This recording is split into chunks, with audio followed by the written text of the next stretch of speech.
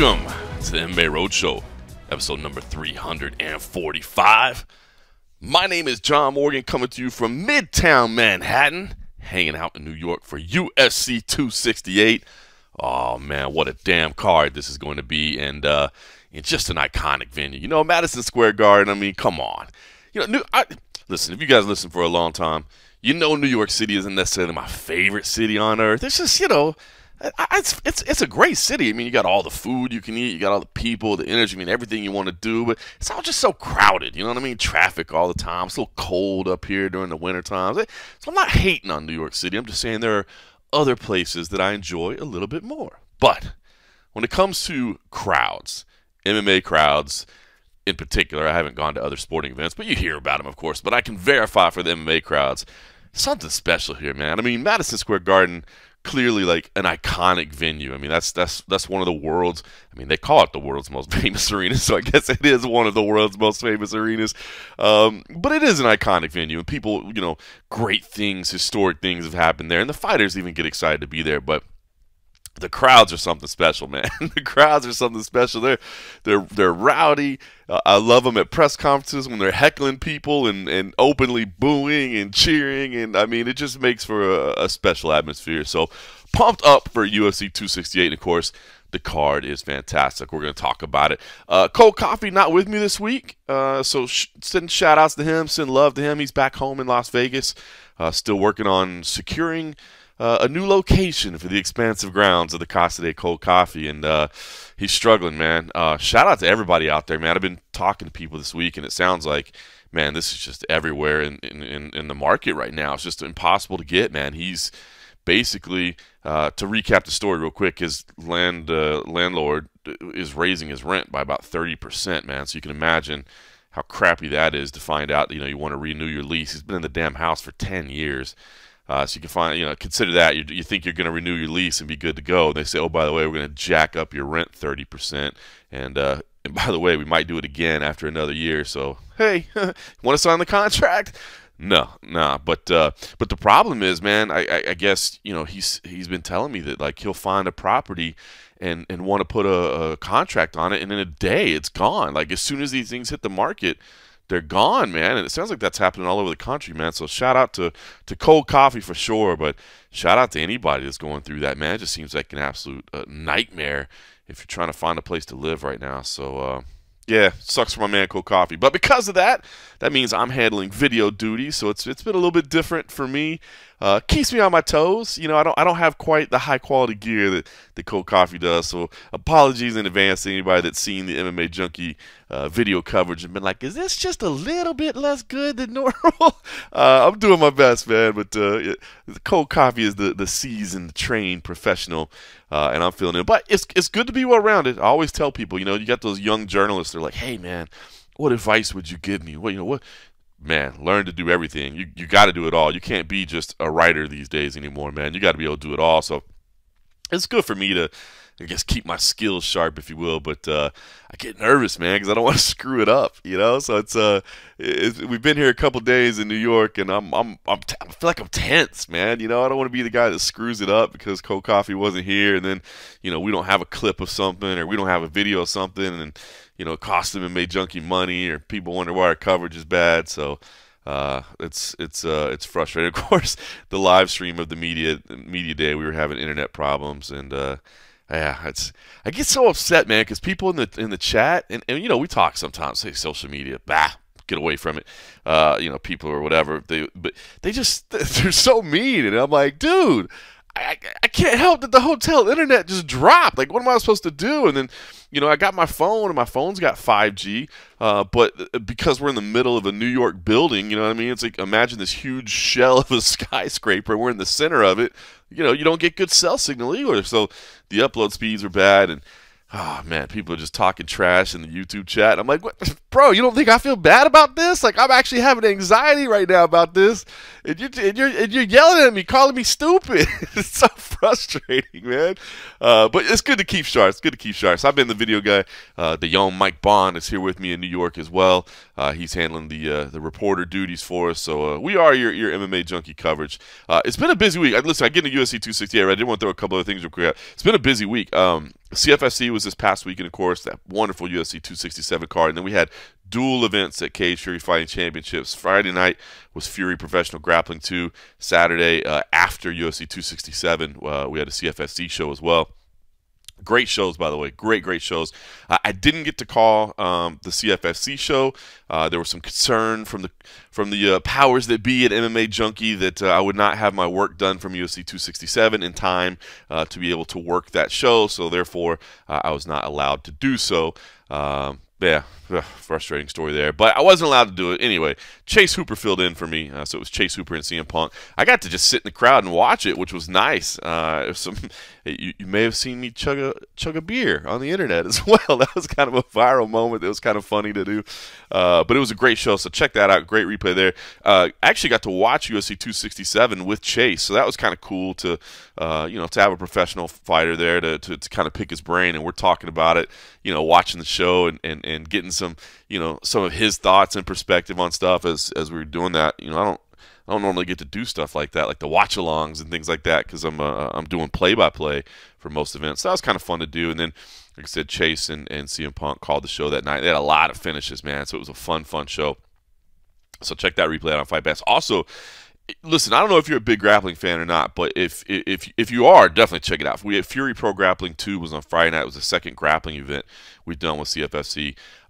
Man, I'm just going to be honest with you. I think the production team there does such a great job with the presentation of it, man. It just looks good, man. I think the product looks good, and the card was fun, man. So if you're a big grappling fan, definitely check it out. If you're not, but maybe you're just kind of into it, check it out anyway. See what you think, man, because they're doing a really good job of getting the MMA crossover in. I think they understand that, Fight Pass has a lot of MMA fans. If they want to help grow the grappling product, give us somebody that we know, give us somebody that we can relate to. And the headliner was Merab Dvalishvili, who just put on an absolute show. It was so fun. He ended up, I guess I shouldn't spoil it if I'm asking you to watch, but it's a news event. I can't spoil a week-old event. He lost via decision, right, to Kevin Dantzler, who's a BJJ black belt. But it was a fun match, and Dantzler is, kind of your traditional BJJ pull guard, and made it tough. And meanwhile, Merab is Merab. So I mean, he was stepping on the leg, he was diving in, he was jumping through, he's yelling at Kevin Dantzler, man. He's screaming at him. I mean, he put on a damn show. It was so fun to watch. But the rule set that we use at Fury Pro Grappling is using judges to decide the winner, and they're looking at closest to finishing the fight. Well, if you're in that guard position and Merab is going in, every now and then he would get his foot trapped. Now, there was one time, I think, if I'm trying to recall the whole match in my head right now, I think there was one time where he got kind of deep on it. And if there was more, I apologize. I don't mean any disrespect to Kevin Dantzler, but there weren't a ton where you were like, oh, this is over. But they were the only real submission attempts. Merab just couldn't get past the guard, man. I mean, Dantzler was so good at open guard, sitting down, open guard, inverting when he got in, keeping the hips in place, and just, retaining that position and attacking the leg. So Dantzler did it to perfection. But Merab was just so fun, and obviously I'm a big Merab Dvalishvili fan, but it was fun, man. It was really worth checking out. But Danielle Kelly was on there, the fast rising superstar there. The legend Jay-Z Cavalcante was there, man. That was great to see Jay-Z. Absolute honor to call his match. I've covered so much of his career over the years, and it was cool to actually be able to call one of his matches. That was fun. We were supposed to have Jasmine Jasudavicius, who of course came through CFFC and then got onto the Contender Series and qualified for the UFC there. But she had there were some border crossing issues. I think she's Canadian, so I think coach. I don't know exactly what the full story was. We lost her on Fight Week, so that was a shame. But hopefully we'll get her in a future event. But it was a lot of fun, So great weekend, and then I come home, and it was only home like a little bit less than 48 hours. So it was busy. I wanted to spend some time with the family. We had a Sunday lunch where we ran into Flavor Flav, which was pretty cool to see. I always like to see Flav around town in Las Vegas, man, a legend there. So had Eli went and took a picture with Flavor Flav, and then we spent the afternoon educating about Public Enemy and listening to some of that music and talking about the influence that they had, and so that was kind of cool. But then you gotta do things like laundry and pay bills and knowing I was going to be gone a week, I always like to help out the wife, try to maybe do some food prep or just help clean, because obviously when I'm gone, she's a single mom, so try to help out as much as I can there. So this past week, it felt like the old days, man, to go on one trip, come home, and be home 48 hours and head on to the next place, man. It felt for the first time in a long time like the old days, man. Back when the MMA Roadshow was the MMA Roadshow and not the MMA at home in Vegas every week show. So busy 48 hours, but pretty damn cool. And now we get ready for UFC 268. Just one last shout out before we really jump into it. Did get to hang out last night with Cody Merrow, who many of you may know is the producer of the Anik and Florian podcast, as well as Bilal Muhammad's Remember the Show and the Weekly Scraps with Aljamain Sterling as well. So he produces all those shows, and he's been a long-time supporter of the MMA Roadshow and has become a good friend, man. So we caught up last night. We were texting afterwards. He's like, man, that was like an unofficial episode of the Roadshow. I'm like, damn it, yeah. We were sitting there having some cold beers, talking about UFC 268, man. We should have been recording. The podcast would be done already. We'd be out a day early. So shout out to Cody Merrow, man. He's been doing big things in the space, and it's good to see you. It was good to catch up with him, man. It is fun to be on the road and actually see everybody again. In these big cards, they definitely bring it out. So UFC 268, Usman versus Covington 2. Of course, this is kind of like that triple header, right? I mean, of course, we're going to talk about Rose Namajunas and Zhang Weili. Of course, we're going to talk about Michael Chandler, Justin Gaethje.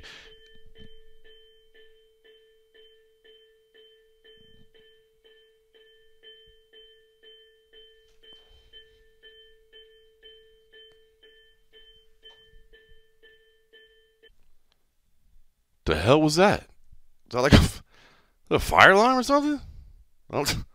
All right. Well, as we carry on things, I think this is one of those cards. I mean, you got to talk about all three of those when you're talking about UFC 268. You're talking about the excitement of it, right? You're talking about all three of those fights. Usman, Covington, Namajunas, Weili, and of course Michael Chandler versus Justin Gaethje, which is now opening the pay-per-view, and we will talk about that because I do think that has some impact on this card, and not just from a presentation perspective. I mean, I think we'll see how it weighs in there. But the crown jewel is Kamaru Usman and Colby Covington, right? I mean, this is the rematch.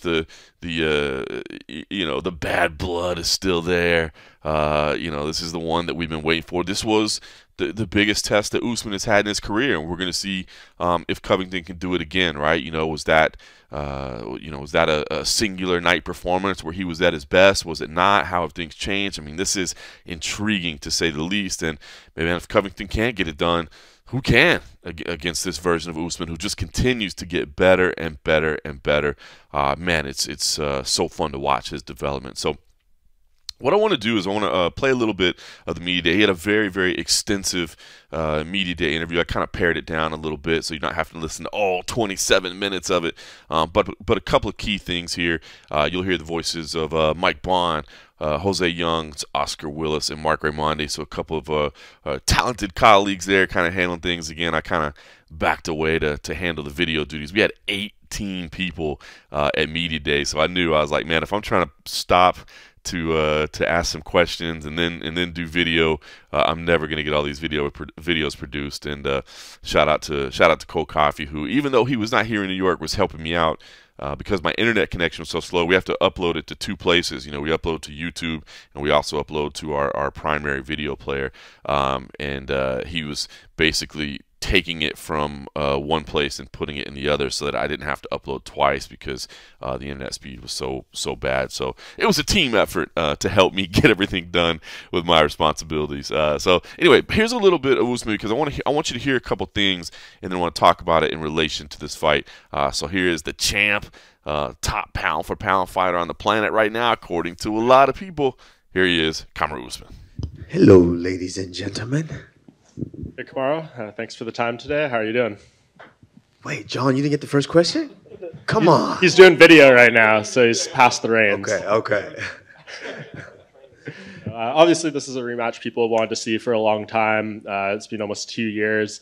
How much do you think you've evolved since the first fight? Do you think you've I know you said you've lapped the division, but do you feel like you've lapped Colby in terms of skills? Yeah, I mean, I'm just in a place to where I understand what I do. I understand where I'm at. Early on in my career, it was like, oh, you live and fight. Literally, you're living fight to fight. So it's like, I got to survive. I got to win. I got to win. I got to win.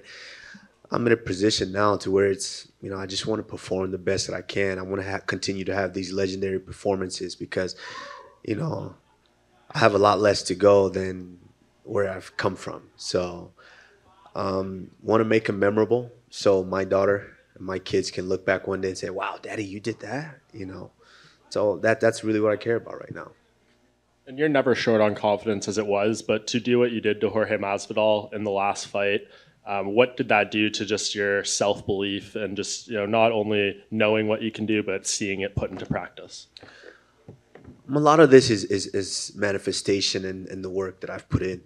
You put in a lot of work for years, and I say it, and I know I say it, and it's kind of hard for people to imagine, but I was putting in work when I didn't know what the hell I was doing.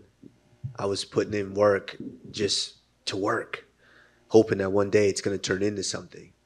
And it eventually did. And of course, you visualize and you imagine all the things that you want to do. And I knew it. Right after that fight, I don't know if you guys ever saw the video on Anatomy of a Fighter. Shout out to my man, Will Harris. I was backstage and I was just unhappy. I was unhappy with the performances. Like I mentioned earlier, I want to go out there and leave these performances to where when I'm done, I can look back and be happy with. And I was unhappy with that. I was like, no, yes, it was tough because I took the fight on 6 days' notice. And as hard as it is to believe, I went through more adversity than he did. But of course, mine wasn't published because I don't need to do all of that, And going out there and still been performing like that, I just didn't feel like that was my best. So I wanted to right that wrong. So of course, I was confident. I knew what I was able to do. I knew what I wanted to do, and I knew what I was going to do. I manifested it. I saw it over and over and trained it, practiced it, went out there and to put an emphatic finish like that on for the people. It really lets you guys know what I've been saying for years. I'm the most vicious and most well-rounded welterweight there's ever been, and I think that proved it. Before Israel rematched Marvin Vettori, he kind of pointed to your fight against Jorge, where you didn't have to take that fight. You still took it to answer the questions, and he viewed that as starting the second lap, which he's now doing. So is this the start of the second lap for you around this division against Colby? The start? Oof. I'm running. I'm sprinting past these dudes. I'm looking back and smiling at them now. This is a fun one. I'm having fun with this now. That's the thing. I'm having fun with it now. Like I've said before, I've been classically trained in all of this, in this sport.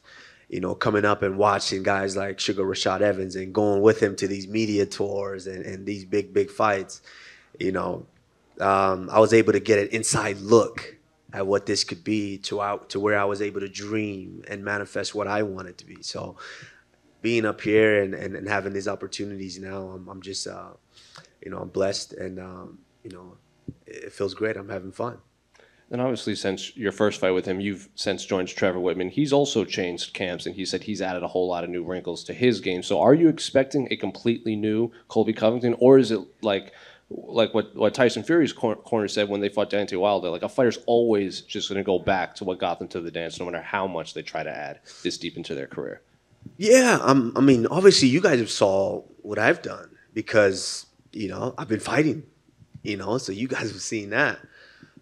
For him, I can't necessarily say the same because knowing the kind of guy that he is, and like I said, we have mutual friends, so I get a good glimpse. I've gotten a good glimpse of who this guy is outside of the cage, and judging by that, I think he's the same asshole, and yeah, just at a new team. So at the end of the day, when you get in there with a lion like me and I hit you in the mouth, you're going to resort to what you know best, and you're going to throw whatever those coaches are saying out the window because you don't really give a shit because you're really an asshole.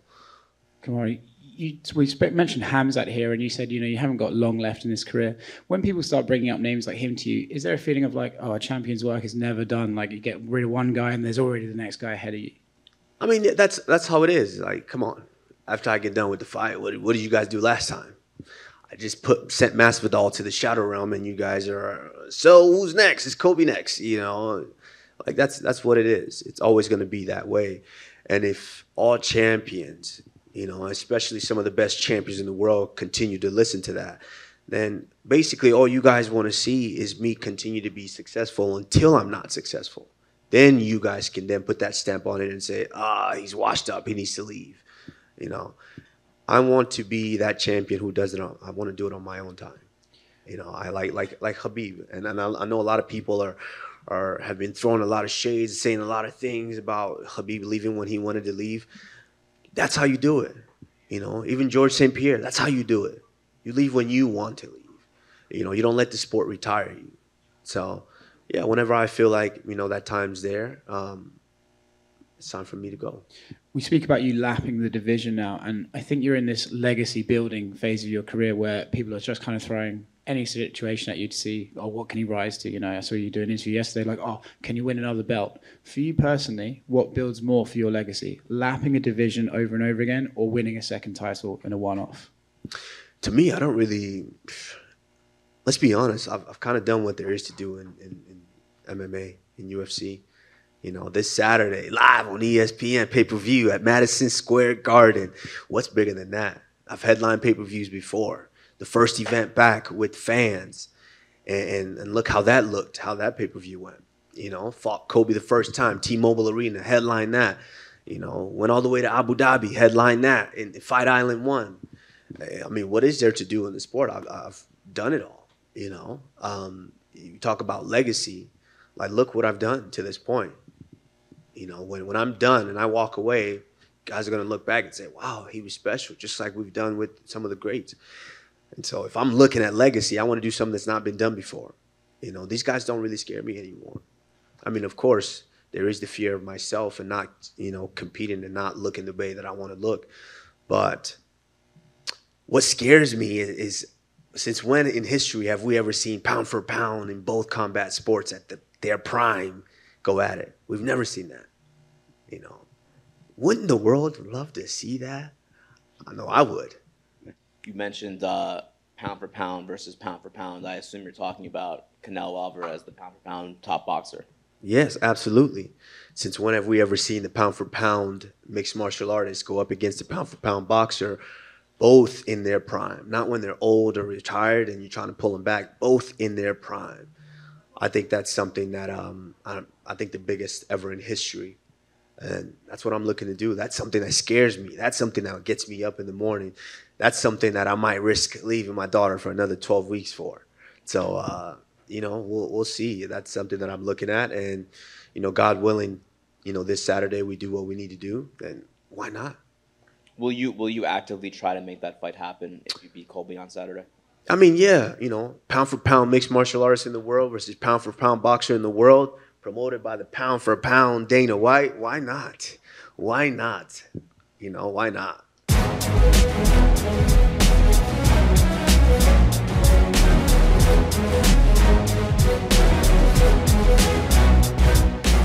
All right, so there he was, the champ. By the way, I did check in the hallway. I don't see anybody rushing out of their rooms, so hopefully the building's not on fire right now. I'm at the Hilton Garden Inn, so if you hear anything of fire going on, that's what that was. I was hoping it's not like I did think, like, hopefully that wasn't like an alarm in just my room to tell me I'm being too damn loud. Like, is that possible? I hope not. But anyway, all right, the champ there, Usman. All right, a couple things here. First of all, shout out to the champ for having my back.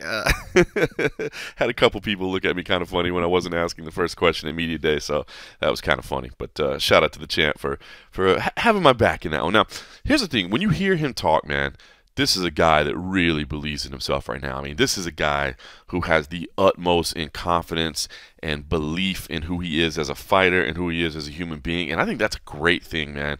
We talk about it all the time. This game is so mental, and confidence is so much a factor in things. And there's just times you can tell when guys have it versus guys that are trying to talk themselves into having it. And he has it right now. He has that supreme and utmost self-belief, and I think that's a big thing, especially because, I've known him for a while. We called some shows together under the Titan banner years ago when he was first starting his run, and I like him, man. I think he's gotten kind of a bad rap along the way, and I think people are starting to really have a better understanding of how good he is and what he means and all these things. And I think he's just really, like I said, coming to himself and his confidence as a person as well. So I love seeing it. I love seeing it because, he saw all the backlash over the years, and I think it kind of disappointed him because he's out here trying to do the best he can, and it wasn't clicking. But I think it's clicking now, so I really like to see that. I did love the line. I'm just going to be honest. I love the line, and you guys know I love me some Colby Covington too. But he's the same asshole, just at a new team. That is solid to me, if I'm being honest, man. I really I dug that. I like the little subtle digs, Anyway, well, I guess I don't know if you'd really qualify as subtle, but you know what I mean. They don't have to be big things, just little lines. But here's the thing that does concern me a little bit is and this sounds weird because the focus. This guy is one of the hardest working. You talk to people around. This dude is the hardest working. So when I say focus, I don't think this guy's not putting it in the gym or half-assing his training camps or anything like that. But it scares me a little bit when you start talking about, I don't know how much longer I'm going to be doing this. I don't know how much longer this is for me. That scares me a little bit. Now, he combats that by saying so while I'm doing it, I want to make sure it's as special as possible, and I want to make sure it's, memorable, and that I accomplish these things for my legacy because I'm really not sure how much longer I'm going to be doing this. It just always concerns me a little bit, and not in the idea that, I think he cut corners or I think he didn't take the right steps. But this game, man, a lack of mental focus for 1 second when you're thinking about something else, when you're allowing yourself to do anything else. Are you trying to perform a certain way in the cage? Are you trying to do a certain thing in order to set yourself up for another career? Are you singularly focused only on performing at your best and winning and doing what it takes to do that? Or are you allowing your mind to drift elsewhere? That concerns me a little bit. It concerns me a little bit that he says he wants to box. And it's crazy because I do kind of hate the fact that mixed martial arts have to chase boxers, right? Because the boxers ain't coming into mixed martial arts. That's just not going to happen. The boxer's skill set, of course, in a mixed martial arts fight is not going to translate. And I think the mixed martial artists all feel that, well, my skill set will translate because I do box as part of my training regimen. And it's tough, man. It's tough. You're not boxing on that level. There are, as they like to say, there are levels to that game of boxing. And I just don't know that our guys, if I could say that, MMA, are at that level. And so that concerns me a little bit, And again, where's your head at? What are you thinking about? Are you spending time in training camp boxing, a little too much rather than working on it? I don't know. And, listen, if he can pull it off, it would be pretty cool, right? Him and Canelo. Now, do I give him much of a chance? But what a spectacle, right? Top pound for pound in boxing, top pound for pound in mixed martial arts. They're going at it. I like that. I like the willingness to do it.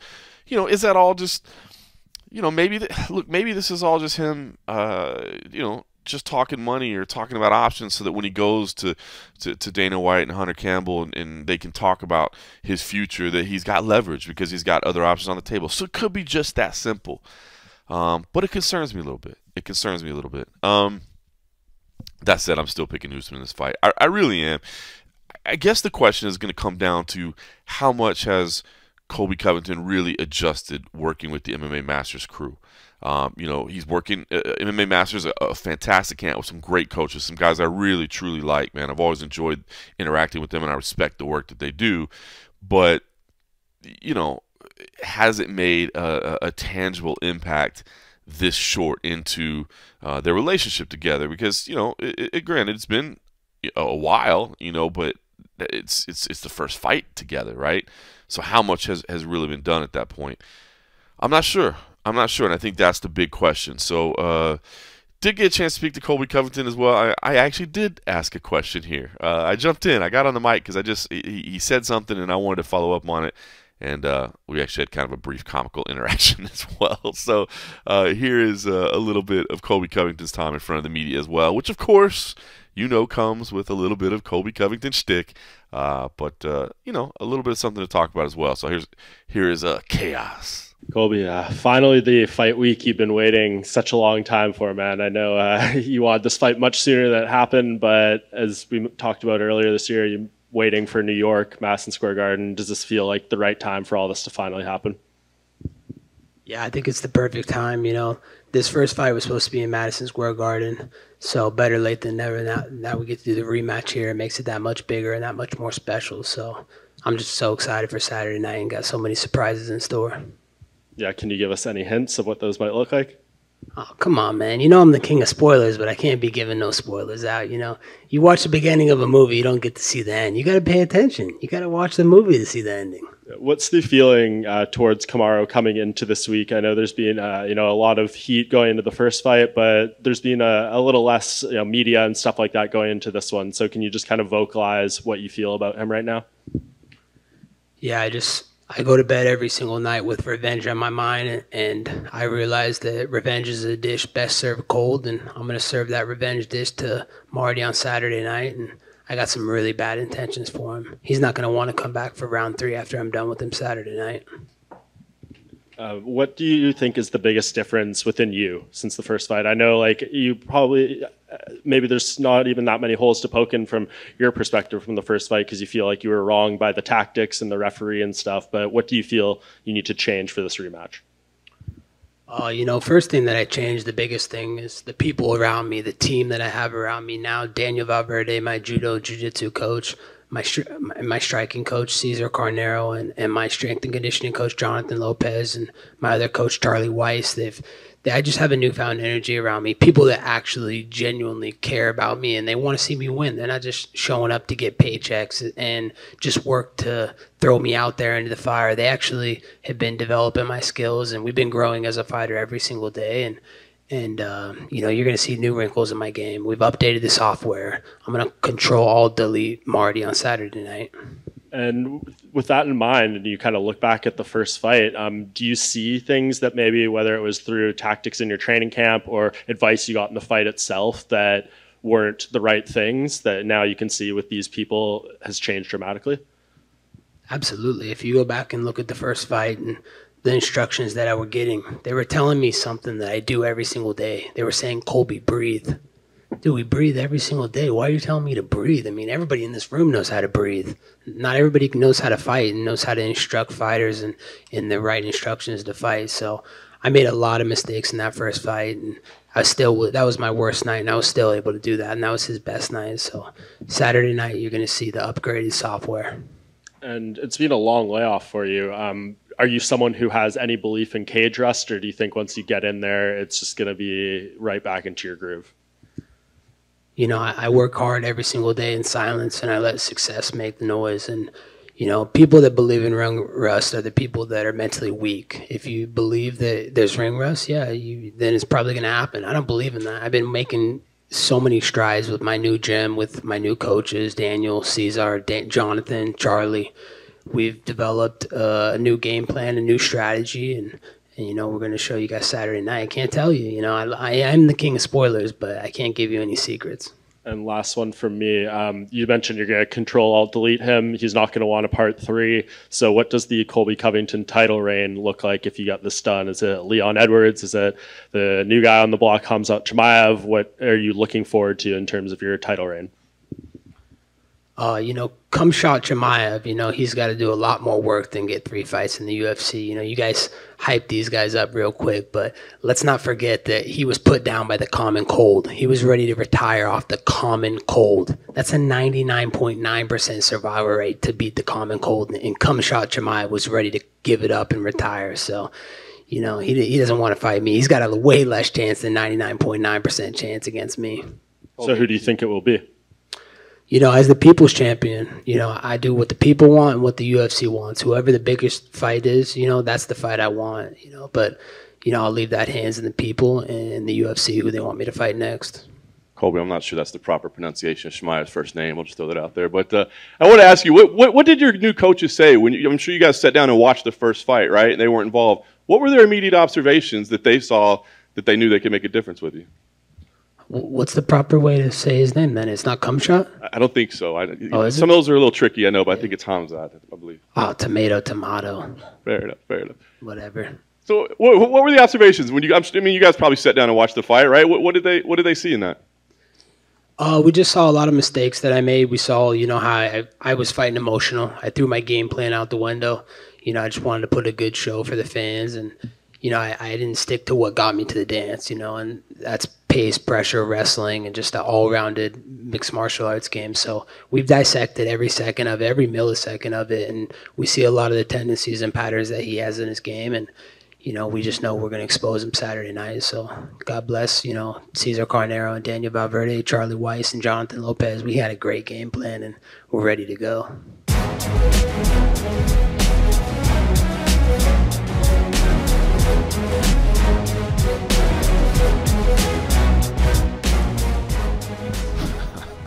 All right, Colby Covington. Where to begin? This Khamzat Chimaev, tongue twister. Khamzat Chimaev, I guess I should say. I don't know about that one. I said again, subtle is not necessarily the asshole thing from earlier, but I don't know that we should be printing that. Like, can we use that? We did. We put it on MMA Junkie. We put the just the full. I'm not the PC guy, but I don't know that we should be printing that in the headlines. But I will say credit to Colby for the quickness of the tomato comeback there. I thought that was pretty funny. But the question that I asked, and I really did want to hear the answer, you know what I mean? And I do like what he said there, that we fought too emotional, and we got to take a little bit of emotion out of it. Now, and I feel like he's done that well. Of course he's still cutting the promos and he's still giving us all the pre-fight stuff, but I think he's absolutely right there. If he doesn't get emotional, I think that does play to his benefit. Now, pace, pressure, wrestling, exactly what he said. Those are all the things, right? Those are the reasons we thought that he was the toughest matchup for Kamaru Usman, right? Is because he can match the pace, he can match the pressure, he can match the wrestling. He's the perfect kind of match, so to speak, for Usman. But can he beat him in those things? Because those are the things he's going to have to beat him in, right? So I think that's what I've come to think about this matchup. I always wanted to see this fight between these two, and I always wanted it to be meaningful, when they met, because of what needed to be on the line, and it was, and it turned out to be an amazing fight. And we know what happens when wrestlers kind of cancel each other out, right? And they're stuck striking. Now, can Covington outpace? Can he outpressure? Can he out-wrestle? That's tough, man. That's tough, because I do think Usman continues to just get better and better and better and developing right in front of our eyes. And all the things that everybody says, I think those are true. So I still think this is a tough matchup for Colby Covington. But, can things change a little bit? We'll see. I don't know that you can teach Colby Covington knockout power, right? But if he does keep that relentless pace, maybe he can outwork Usman a little bit. If Usman's trying to pick his shots or load up on the big stuff, or maybe he's falling in love with his power now and he thinks he can knock everybody out, which, the way he knocked out Masvidal, I'm not saying he can't. But how sometimes people fall in love with that, and then instead of just letting it come to them, now they're trying to force that issue and push that and land that big shot. And in the meantime, Covington's throwing volume. So listen, I'm intrigued by this fight. I did pick Usman. I do believe he's operating at such a high level right now that it's hard for me to imagine anybody unseating him. But I still contend that Colby Covington has the best type of game possible to do that. Other than just, I guess, having freakish Ngannou-like knockout power and catching him with one shot. If you're going to do it over time, which I think it's going to take, I think Colby Covington still has what it takes. So I'm intrigued by this. And it's... For me, I'm just so intrigued by this stylistically versus the stuff that goes along with it. You know what I mean? And I don't know if it's just because the Colby shtick or because we've had so much of it. The storyline stuff is not why I'm intrigued by this fight. It's all about the stylistic matchup to me. And I'm pumped for it, man. It's going to be a big one. I think it's going to be a good one. I hear a lot of people saying, hey, I don't think it's as close as the first one. I think Usman dominates. And that may be true. That may be true. It could absolutely happen, because the way Usman is fighting right now, it wouldn't shock me. But Covington has been his stiffest test. And I think Covington, in at least in talk, seems to have done the right things to prepare for round number 2. So I'm pumped up, man. I think this is going to be a big main event, and it's not about the rivalry to me. I just think it's going to be a great fight. So man, looking forward to this. Rose Namajunas, Zhang Weili, the co-main event, the women's strawweight title is on the line. Of course, a big rematch here as well, and one that I just don't think can ever play out exactly the same way, right? I mean, there's no way that fight ends like that again. And I'm pumped by this one because, you know, this was a fight we were heavily anticipating, and I feel like we didn't really get to see it. We didn't get to see it play out. And so for that reason, I'm pretty excited about this one to see exactly, you know, what happens here. I'm torn on this pick. I really am torn on this pick because I think Zhang Weili is good, and I think that, you know, she is not. The last performance is not indicative of her skill level, right? I mean, losing in 78 seconds is not indicative of her skill level. That fight with Joanna Jędrzejczyk, one of the greatest fights of all time. You know, she did have the quick win over Jessica Andrade. We know how much, you know, how good Jessica Andrade is. She did have a win over Jessica Aguilar. I mean, you know, there's some talk that, you know, you look at Zhang Weili's record, and if you look at it, it's got a lot of names on there that don't really match up, and that's true. There's no arguing that she's got some wins on there that's like, all right, you know, okay, move on. But I still think she's a damn good fighter, and I'm anxious to see this. Now here's what's interesting, right? So she's relocated to Arizona. She got ready at Fight Ready. That's a good thing, right? Now you're talking about a hype man. That camp is, my goodness, they continue to build up that camp. That's a very, very good thing. Did see Eric Albarracin this week, and as you can imagine, Captain Eric was building up his pupil as he always does. He, I'm sure he's busted this out somewhere, but I hadn't seen it before. But he said, "Get ready to see the great sprawl of China." I love me some Captain Eric, man. As cheesy as he may be sometimes, the great sprawl of China cracked me up a little bit. But he did say that her wrestling, you know, they've really worked on it. They've really improved there. And he said, you know, when I started working with her, I said she was the greatest female athlete I'd ever worked with in my life. He said, I'm revising it. She just may be the greatest athlete I've ever worked with in my life, period, male or female. And this was just, us shooting the breeze, having a conversation. But remember, Eric Albarracin is one of the greatest promoters of all time. I mean, that's what he does. Like everybody in his camp is the greatest of all time. So, you know, there's certain coaches and stuff, when you hear them and they say something like that, you're like, oh, really? Like, they got your attention like that, huh? With Eric, it's just like, okay, he's selling his guys, and and I love him for that. You know, he's trying to build them up, and he's trying to get them, attention in the media. You know, he loves all that stuff. He's like a pro wrestling fan, so he's always, trying to hype people up. So, you know, how much of that is just him having fun and hyping things up, we'll see. But the other thing that's interesting, right, and I hear a lot of people saying, I bet she's going to have a more wrestling-heavy attack. Is that a good thing? Because I think Rose is, while she's fluid as heck on the feet, while we all love watching her striking because of how smooth and fluid she is, her grappling is sick. And it's that scrambling jiu-jitsu that it's not like she needs the power W and set up and mount. It's the, turn to the triangle, turn to the arm, turn to what. So if you're Zhang Weili, do you really want to go wrestle and engage in those positions? I'm not sure. So that's why I'm really intrigued by this. There's no way it plays out like the first time around, right? I mean, it just can't. I mean, can, but you know what I'm saying. It's just in all likelihood it's not going to, right? So what will we see? Will we see just the pace and the outworking and the I don't know.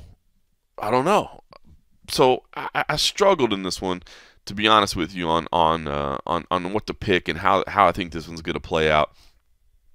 I did ultimately go with Rose in this one.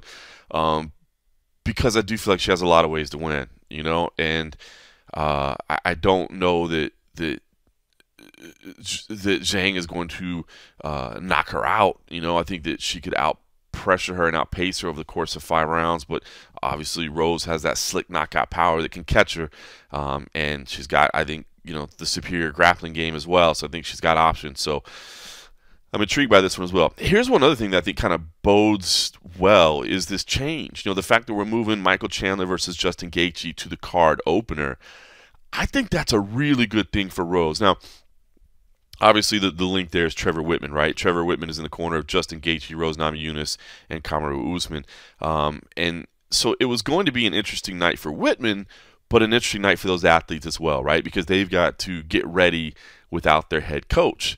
And it's not that they can't stretch and warm up, and, you know, it's not that somebody else can't hold pads for them. But, you know, especially with Trevor, man, it's that psychology, it's that mentality, it's everything else that's going on there. It's that we always talk about the mental side of this game is so much. And then when you talk about Rose, especially, right? I mean, I'm not trying to pick on her. I'm not saying anything, you know, bad about her, but, you know, I think that the mental side of the game is an important part for her, right? And so she needs, not that she needs, you know, everything to go exactly right, but the more things that do, I think the better, right? So I think the fact that this got moved around and that now she will have Trevor Whitman in her corner as she's getting ready. Trevor Whitman will be in that locker room guiding her through the warm-up, guiding her through the preparation, guiding her through, you know, all those final moments. I think that's a bonus that she wasn't going to get earlier, and getting her in the right mindset. And, you know, Pat Barry is there as well. He knows her as well as anybody, and probably. But I just think it's one more thing. I think it's one more thing in her favor, and I think it's a good one. So, you know, I'm not sure how that entire process started. I don't know if Trevor Whitman went and requested it, or if, you know, there was. To be honest, I don't know how that process unfolded, but I think it benefited Rose the best out of everyone, because, you know, Usman's already done it. They did it before. You know, they've done it before. And again, I think he's in that place right now where nothing's going to affect him. You know, I think this is a good thing for Rose. And by the way, not a bad card opener for the pay-per-view, right? I mean, typically you're trying to, not that Shane Burgos and Billy Quarantillo was going to be a bad opener, but Chandler Gaethje as an opener, I mean, I talk about setting the tone right off the top, man. That's going to be amazing, man. I love that fight. Of course, it's going to be a phenomenal fight. Michael Chandler at the media day, I don't know if you had a chance to see the video. It was kind of funny because you know he walked in, and I thought he had like a brace on his right arm. I really did. And then I thought, because he had like this hoodie on, and the right arm from about the elbow down, I guess that part of the hoodie was kind of that, you know, that tannish color, I guess, of a brace. And I'm like, is he showing up to media day with a brace on his arm? What the hell is going on? But then he sat down, and I thought, well, I'm clearly stupid. Like, why would that happen? But then, because I'm working video, I was kind of monitoring the chat, and everybody there was saying the same thing. So again, I didn't ask many questions, but I did. I just thought it was silly, but I at least had to ask and get the answer directly from Michael Chandler. Obviously, in podcast form, you can't see what it was, but I thought his answer was pretty funny.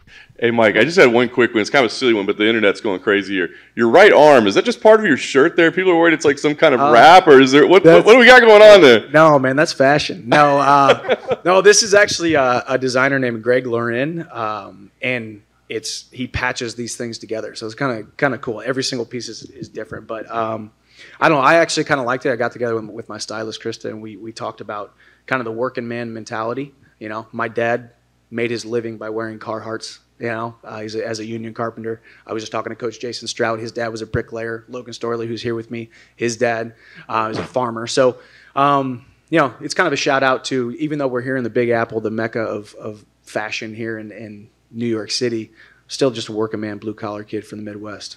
So to be clear, not fighting with a broken right arm on. No, but I would fight with a broken right arm. I've always said if I can walk to the cage, I'll still fight. My arm's not broken, but if it was, I'd go fight anyway. Gotta respect that, man. Gotta respect that. And that's why we love it, right? That's why we love the fight. It's going to be amazing. Look, I think it's an all-action fight. You know, I think Michael Chandler, I think he's pretty realistic about the fact that, you know, he's not really competing for a title shot right now. I don't know that, I haven't seen a whole lot of talk about it, but I mean, you know, I guess maybe if Poirier were able to beat Oliveira next month, you could make a case, but I don't see it happening, to be honest with you. I think at that point, maybe the Makhachev pressure does become a little bit, you know, a little bit heavier, saying, look, you know, Chandler just beat Gaethje. You're not going to put Chandler back in there. You're definitely not going to put Chandler and Oliveira back together if Oliveira wins. But, you know, I should get the shot at Poirier instead. We'll see. We'll see how that all plays out. I don't think Michael Chandler is here competing for a title shot, but I do think that Justin Gaethje is potentially fighting for a title shot, right? He wins here, and he wins impressively, and he wins on this stage. There's going to be a whole lot of talk about it, and he's right there. I'm sure you heard the line of him saying, if I don't get the title shot, we riot. I thought that was great, and I think it's fair. I just think he does have the inside track. No disrespect to Islam, but I think Islam needs kind of one more fight to get in there. But I did think this was interesting. There was a little bit of interesting discussion I wanted you to hear, which was how things play out with Ali Abdelaziz, and of course also the Daniel Cormier involvement as well, and kind of where he stands and what he's done and how he uses his leverage a little bit, and why Justin Gaethje got so upset about it. I thought honestly it was kind of an interesting discussion. So here was that section of his media day. I'm curious what you made of Islam's performance the other day. Yeah, it was impressive. It sucks for Dan. Late replacement. He wasn't the guy coming off a full camp preparing for Islam. That's what that was. And following that, what did you make of Daniel Cormier's performance in the post-fight interview? It was incredibly biased. Yeah. Do you think that's going to be a problem coming up with these guys?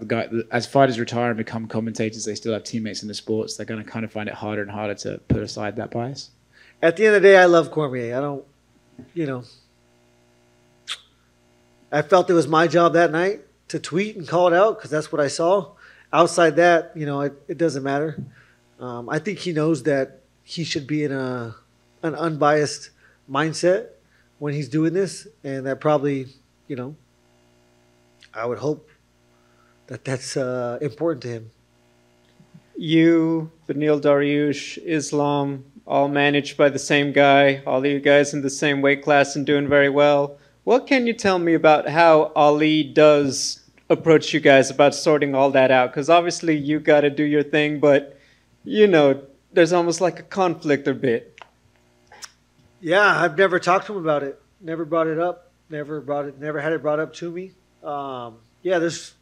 He works for me and he works for them, but they're different businesses. So yeah, he needs to run each one accordingly. I don't know. If I would have seen him being like, yeah, DC, I agree, then yeah, I would probably have been pretty fucking pissed off. But he knows that wouldn't be the professional thing to do. He's a great manager. He's a professional, and loyalty runs a long ways. And I've probably been with him the longest, so we'll see. We'll see how this goes. I'm number 2. He's Beneil's number 3. I love that dude. Islam's number 5. Like that dude. Hey, he wins, you get a title shot. Who? You win. Oh, I know that. Yeah, exactly. Or we riot, and he's right next to me rioting. So it is what it is. I trust that. I trust that if I was to get snubbed this time, that he would go to war with me like we need to. 100%. I enjoyed those exchanges. I got to be honest. Obviously, that was Ali Abdelaziz was the voice that was coming from the back. He had settled into a table behind me. I didn't even know he was there, and so when he shouted out, I thought that was pretty good. But it's interesting. So like the stuff with DC, I think it's a fair point, right? I mean, anytime he's hyping up those guys that he trained with or whatever, I think there's some responsibility there. You got to be careful. And again, I'm not trying to criticize Daniel Cormier. I know he's just going to bat for his boys, and he's always there to just have a little fun and whatever else. But, if you're going to be on the mic and look, I guess at the end of the day, it doesn't matter what DC says. It's the people behind the scenes that are going to make the decisions as far as who's fighting for titles next or whatever. But, when Cormier is on the mic and using that platform to be like, this guy, my guy Makhachev, he deserves the title shot next. It's like, well, wait a minute, does he? Like, I don't know that you can say that. So I thought it was pretty funny. I mean, if you didn't see it, Gaethje, I think he started the tweet by saying, "Suck it harder." And then DC came back at him like during the broadcast on Twitter saying, "I can't fight you, but Islam can, my guy. You just go and do what you do next week. You may be safe. I'm not sure, champ." I don't know. It just, I do think there is something to be said there, and it's at least, I think for Justin Gaethje to be respectful about it, but say, hey man, I don't think this is right. I think that's very, very fair. And then of course, I just think it's interesting the dynamic of, being somebody that's represented by Ali Abdelaziz and knowing that he's got multiple clients in the same weight class that are vying for the same thing, but having the trust and understanding that, like, hey, he's going to go to bat for me because I deserve it. And Ali has to be very careful about those as well. And Gaethje said it right there. If Ali had been on Twitter saying, Islam next champ, 100%. Yeah, I mean Gaethje would be upset, and so it's a delicate balance that you got to strike there. But I just thought it was kind of fun to hear about it from guys that are directly involved in that relationship. So I do think if Gaethje wins, he's fighting for the title. If Chandler wins, then maybe Islam does get that shot. Maybe he sneaks ahead a little bit. So we'll see how it all plays out. Those three big fights. This whole card is ridiculous. Frankie Edgar versus Chito Vera. I mean, that could be a fun fight. Big moment for Frankie Edgar here. Madison Square Garden means a lot to him. He did make it clear, because I'd heard some people say that maybe this might be his retirement fight or whatever. He was like, hell no, man. I'm gonna be fighting on my deathbed. He said he intends to keep going. So, could be a big moment for him to do it in his backyard. Iconic arena, Madison Square Garden. Chito Vera, though, man, Chito's tough. And this would be a big name for him to rack up as well. So big fight there. And then Shane Burgos, Billy Quarantillo, looks like it's gonna be a hell of a lot of fun as well. Billy Q busted my balls at the media day too, man. He sits down. I think he was like the first person to go, and he sits down. He's like, "Man, you don't have a beer yet?" Like, everybody got a kick out of that in the media room. It was pretty good. Listen, the whole card, I mean, like I said, you go down to the prelims, you got the debut of Alex Pereira. Still really intrigued by this. We talked about it a little bit last week, but, where do you stand with how Alex Pereira is being promoted? And, obviously every question was about Israel Adesanya related to in some way, but he's got to come in here and win. He's a big, strong, powerful dude, so we'll see. Andres Michailidis is going to try to spoil that debut. Imagine, he's not going to be looking to stand and trade much, so we'll see how that all plays out. Bobby Green, Ally Quinta could be a very, very fun fight. I love Bobby Green, the way he fights every time. His media day was fun too. If you want to go check that out and take a look there. There was also some a little bit of comedy before that. Bobby Green and Mark Raimondi had like a beef for years and years and years, and it related back to a story that Bobby wasn't happy about. Some quotes that he had given to Mark that I guess Bobby kind of thought maybe we're going to be off record for some reason, and now my phone's ringing. But anyway, I guess as they walked in, they kind of said hey to each other or whatever, and Bobby Green kind of told the room, hey, we'd had beef, but we're better together, and it's a short story, but I'm not going to tell it. And then Mike Vaughn just busts out behind me. He's like, Mark Raimondi's used to short stories or something like that, just making a joke about Mark Raimondi being a short guy. Man, we had all kinds of jokes in the press room, man. It was a fun day of 18 fighters in the media day. So Chris Curtis versus Phil Hawes, that fight that didn't happen and is now been rescheduled. And Chris Curtis was kind of funny, saying maybe Phil Hawes was like a mad genius. They were supposed to fight at the Apex, and Phil Hawes turned it down, of course, when Chris Curtis stepped in on last second notice, and they rescheduled it. And Curtis was very understanding, man. He gets it. Phil explained it too. He was like, listen, man. And it did make sense. I was a little surprised when he made that decision not to take the fight back at the Apex. But Hawes kind of made the case. He's like, dude, you guys know what I've gone through, man. You know the hiccups and, what I've done along the way. And I just couldn't take a chance. I want to have time to prepare. I want to do things right. And it's kind of hard to argue with him. You know what I mean? The day of, I was kind of like, oh, Phil, they're going to be pissed at you. What are you doing? But when he says it like that, where it's like, dude, like I, was supposed to, make it on the Ultimate Fighter. I was supposed to make it on Contender Series, and just, was always the super prospect, and things just kept happening weird. I respect him for it, man. I really did. And Chris was actually really cool about it too, man. And that's what he did say. He's like, maybe he's a mad genius, man. He got us to Madison Square Garden, so maybe it worked out. So yeah. And then it kicks off with Nasruddin Imavov versus Edmen Shahbazyan, which could be a great fight as well. All the way down to the early prelims to Ian Gary. A lot of people super high on that. John Vellante, I saw. This is his retirement fight, man. I ran into him at Media Day and just gave him a quick little fist bump and, hey, what's going on? And it's a shame because I didn't. That was before I had read the note that, you know, this was going to be his last fight, man. I like John Vellante, man. He's just a good dude, man. I had a lot of fun times with him on the road over the years, man. He's a guy you can definitely kick back and have a beer with, man. We'll miss him fighting. So anyway, man, it's a loaded card, top to bottom. I mean, how can you not be excited about this one, right? It's the biggest card of the year, I think the promo says. I think they say that all the time about every card, don't they? But it's a damn good card, and on the heels of UFC 267, man, it's going to be great. Obviously, if you like what you listen, you can leave some feedback on all the applicable places. That would be great. Didn't plug the Patreon, but we'll say patreon.com/the MMA Roadshow. You can catch the and-a-half episode that we'll record after UFC 268. And listen, back in Vegas next week, back with Cold Coffee, so we'll bring him back in the mix, and hopefully at that time we'll have some news about the new location of the expansive grounds of the Casa de Cold Coffee. Hopefully everything's working out for him. But yeah, that's what's set up. UFC 268, it's going to be a blast. MMA Junkie full coverage. Myself and Mike Bond will be driving that, but the whole team is working on it. Next week, No Contender Series, that is wrapped up, so we'll have a little bit more time earlier in the week to do some things. And yeah, we'll bring it all to you. In the meantime, thanks for listening.